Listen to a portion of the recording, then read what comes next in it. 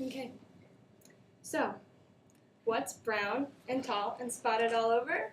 A giraffe. Most people in the United States have never been able to observe giraffes in their natural climate. Because of this, they don't really know how giraffes are or how they act. However, most of us have seen giraffes in our local zoo. For example, the Bronx Zoo is only about half an hour away from Queens, and there are plenty of giraffes in there. Even though in a zoo you aren't being able to observe giraffes in their natural climate, you're still able to see how beautiful they are. According to zoobooks.com, giraffes are the tallest animals in the world.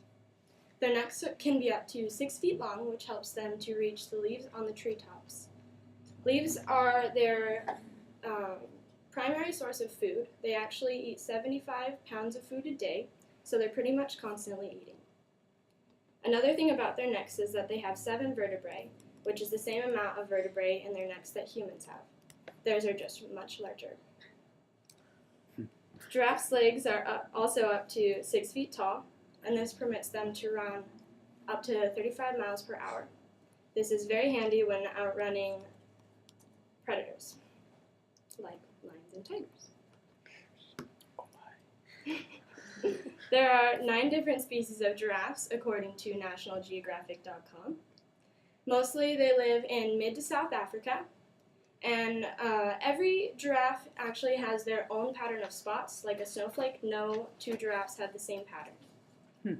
Some example of giraffes are Nubian and Maasai giraffes. As you can see, Nubian giraffes are the ones with the more commonly thought of spots, while Maasai giraffes have more of like a broken up pattern. It's kind of like a star. Giraffes travel in herds most of the time. Their herds are pretty random. It'll either be from all males to all females and babies to all mixed together. Usually the herds are only around 10 giraffes, but they used to be up to 100 giraffes. So their population has gone down quite a bit. Traveling in herds is a really good way to avoid being attacked by predators. If you're alone, then a lion's more likely to attack you. Baby giraffes, or calves, are very tough. Their moms give birth standing up, so they actually have to endure a 5-foot fall to the ground as they're being welcomed into the world.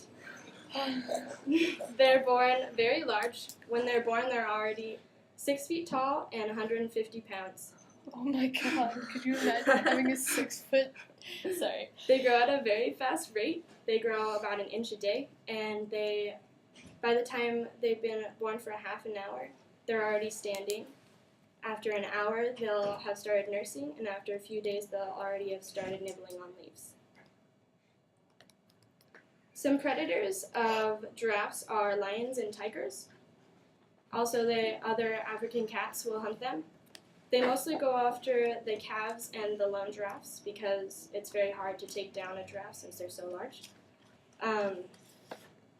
The giraffe's most vulnerable position is when they're drinking water. As you can see, it's very awkward how they have to stand so that they can actually reach the water since they're so tall. So it's really easy for a lion to come up behind them and take them down. However, generally it's not too much of a problem for them since they are so big. In conclusion, giraffes are the tallest animals in the world.